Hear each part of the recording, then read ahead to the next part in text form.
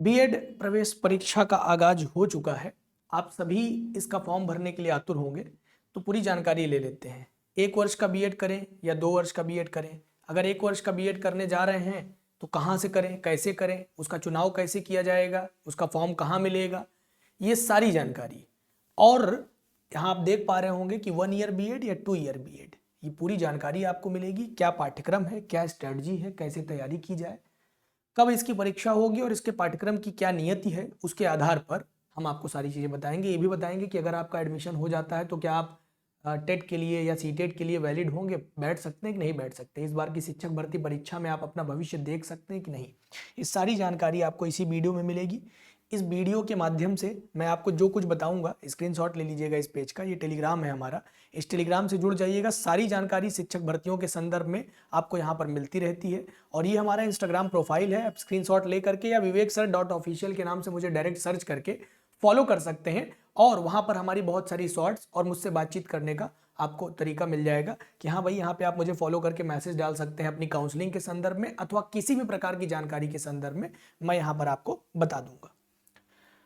इस वीडियो में हम जानेंगे बीएड 1 वर्ष और 2 वर्ष के बारे में, उसके पाठ्यक्रम, योग्यता और उम्र सीमा के बारे में, क्या डिग्री चाहिए होगी जिसके आधार पर हम इस फॉर्म को भर पाएंगे, उसमें प्रतिशतता कितनी चाहिए होगी, कितना % पे हम फॉर्म भर सकते हैं, कैसे पढ़ें यानी सरकारी कॉलेज कैसे प्राप्त किया जाएगा, और 2026 में बीएड 1 वर्ष का मिल कहाँ रहा है, क्या है इसकी कोई सच्चाई है कि केवल ये कथित रूप में ऐसा है, इसकी पूरी जानकारी आपको देने चल रहे हैं।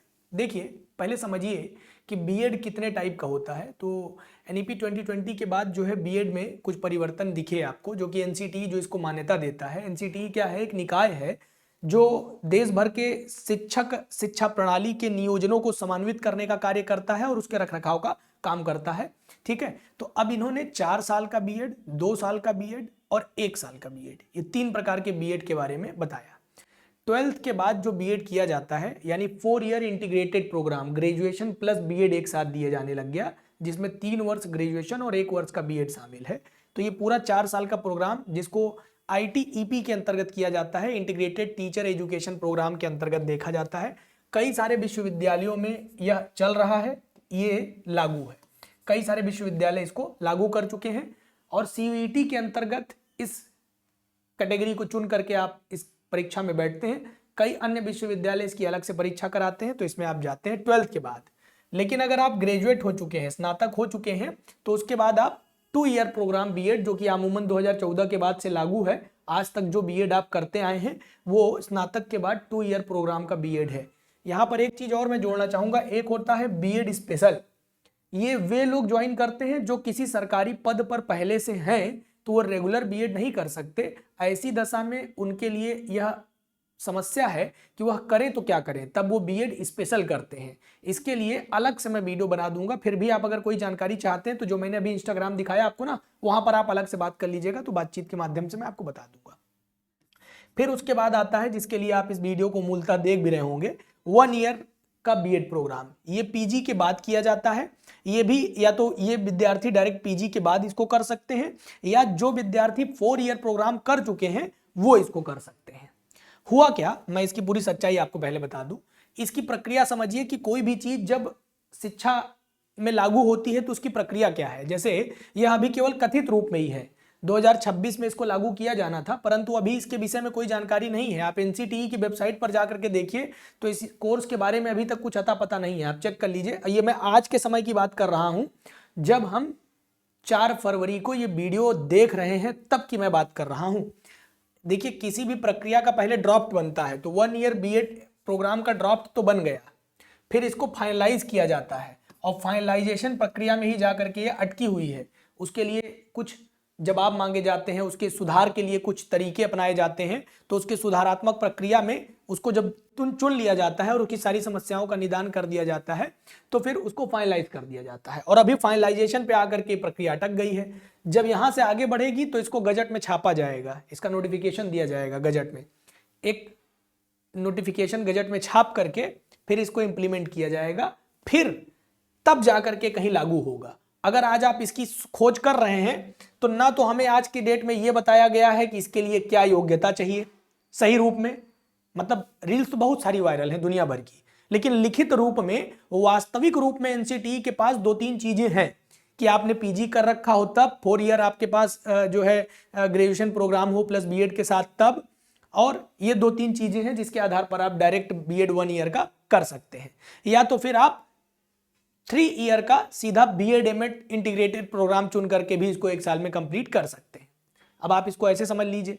तो अब कुल मिलाकर के इसकी योग्यता की कोई सटीक जानकारी नहीं है, किन संस्थानों से ये कोर्स किया जाएगा इसकी भी कोई जानकारी नहीं है। फॉर्म आ चुका है, बुंदेलखंड विश्वविद्यालय झांसी ये परीक्षा पिछले 3 साल से करा रहा है, पिछले 3 बार की परीक्षा यही करा रहा है। उसके पहले लखनऊ विश्वविद्यालय, गोरखपुर विश्वविद्यालय को जिम्मेदारी दी जाती थी, इस बार भी बुंदेलखंड विश्वविद्यालय को जानकारी दी गई है, ये जिम्मेदारी दी गई है कि आप परीक्षा कराइए।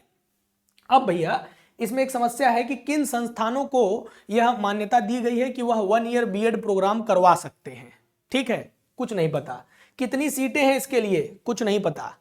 कितनी प्रवेश परीक्षा इसके लिए कहां दिया जाए, कुछ नहीं पता। कितनी फीस लगती है, कुछ नहीं पता।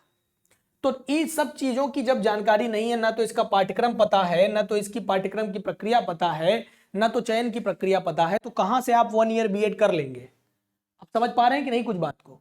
किसी के बहकावे में मत आइए। अभी 1 ईयर प्रोग्राम लागू जरूर किया गया है कि इसको करेंगे, लेकिन इसका इंप्लीमेंटेशन अभी जमीनी स्तर पर हकीकत में उतर करके आया ही नहीं है। जब तक विश्वविद्यालयों को यह प्रक्रिया नहीं दे दी जाती कि आप प्रवेश परीक्षा कराइए, प्रवेश परीक्षा कराने की जिम्मेदारी के साथ वो एक ड्राफ्ट बनाएंगे, एक नियमावली बनाएंगे जिसमें यह उल्लिखित होगा कि इसके लिए ये सिलेबस चाहिए, ये उम्र सीमा चाहिए, ये योग्यता चाहिए, ये आर्यता चाहिए, इतने फीस के साथ आप इस परीक्षा में बैठ सकते हैं, तब तक हम इसको अभी नहीं कर सकते। यानी 2026 में भी अभी हमारे दोनों हाथ खाली हैं और 1 ईयर बीएड को लेकर के अभी कुछ कहा नहीं जा सकता। और अभी जब ये इंप्लीमेंट होने लग जाएगा तो उस समय भी हो सकता है कि इस पर रोक लग जाए। आगे जाकर के बहुत सारे लोग कोर्ट चले जाएंगे कि जब 2014 में 1 ईयर प्रोग्राम होता था तो क्या जरूरत थी इसको 2 ईयर करने की। तो जितने लोगों ने अपना समय और उम्र जो है खराब किया है, गलाया है अपनी उम्र को, हाँ, वो कहाँ जाएंगे? क्यों करवाया गया 2 साल का बीएड? तब इसको लेकर के भी बहुत घमासान मचने वाला है, इसमें कोई दो राय नहीं है। तो वर्तमान समय में अभी आपके पास केवल और केवल एक रास्ता है कि आप 2 ईयर बीएड प्रोग्राम ही करिए, 1 ईयर बीएड प्रोग्राम नहीं।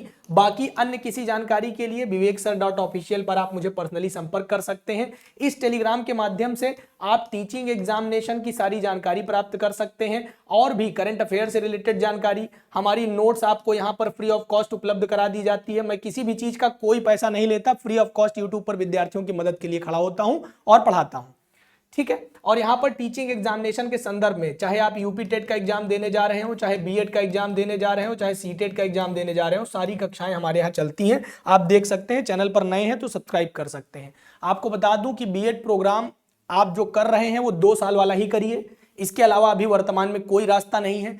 अगर आप 2 साल वाला बीएड प्रोग्राम करते हैं तो क्या क्या रास्ते हैं? आपको 2 ईयर बीएड प्रोग्राम जो यूपी बीएड, जो बुंदेलखंड यूनिवर्सिटी इस बार परीक्षा करा रही है, इसके माध्यम से आप इस परीक्षा में बैठ सकते हैं।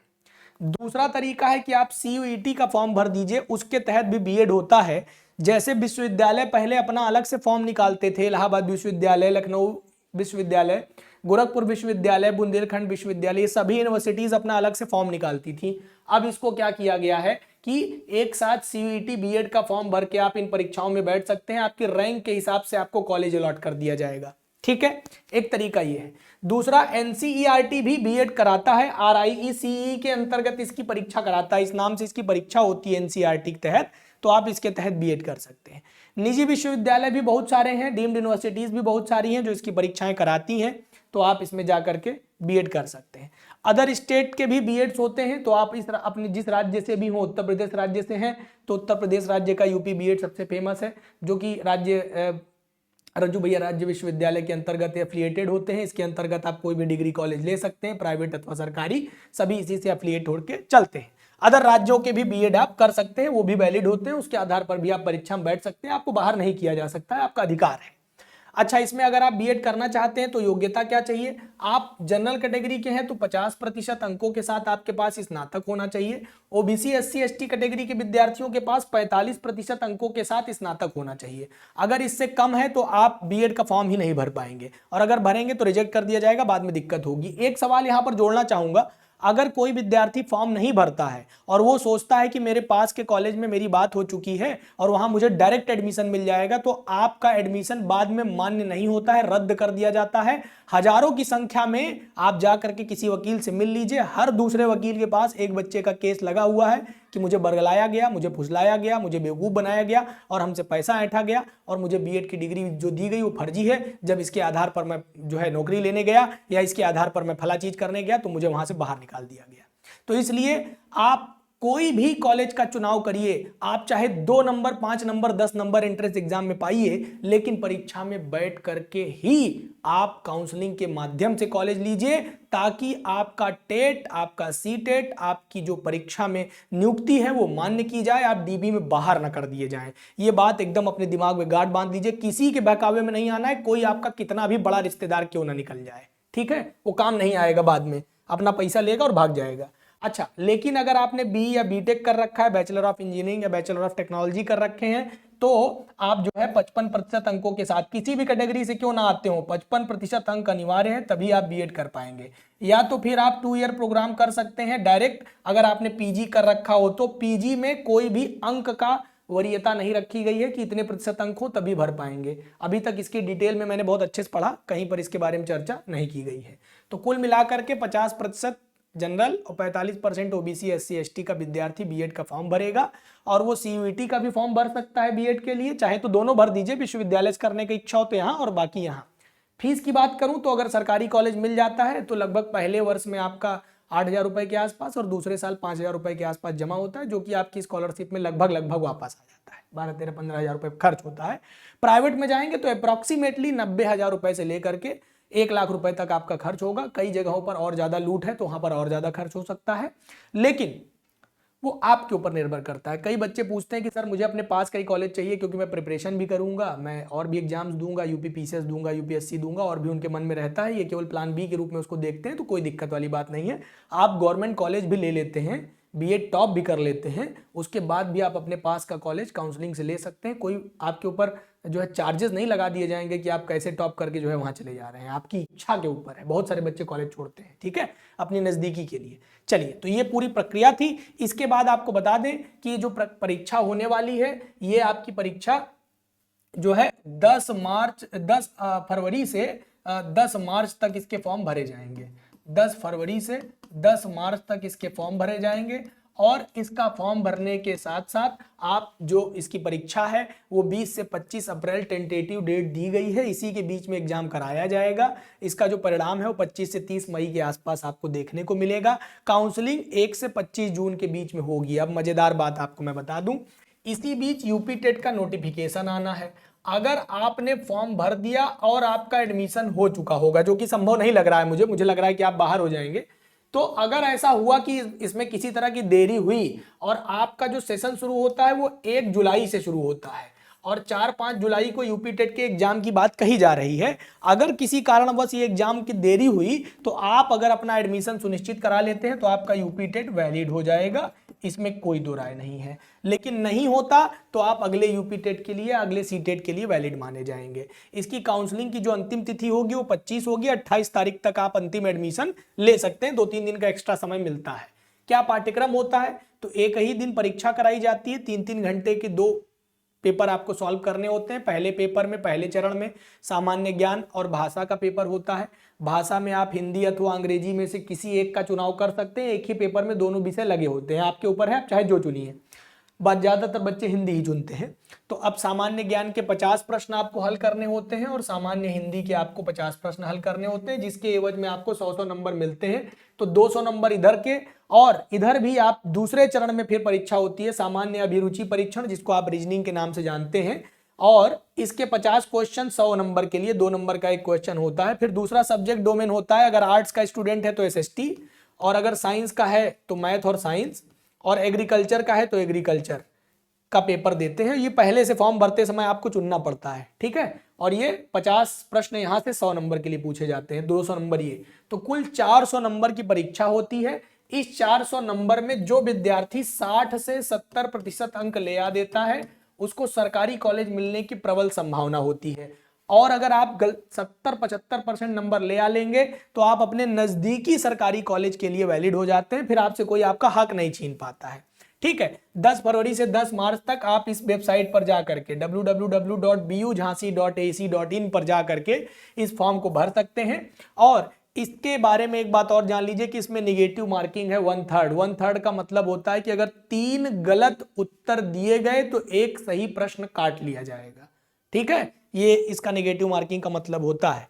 तो इसी जानकारी के साथ आपका ये पूरा का पूरा वीडियो समाप्त होता है। उम्मीद करते हैं कि आपको लगभग सभी जानकारी मेरे द्वारा दे दी गई होगी।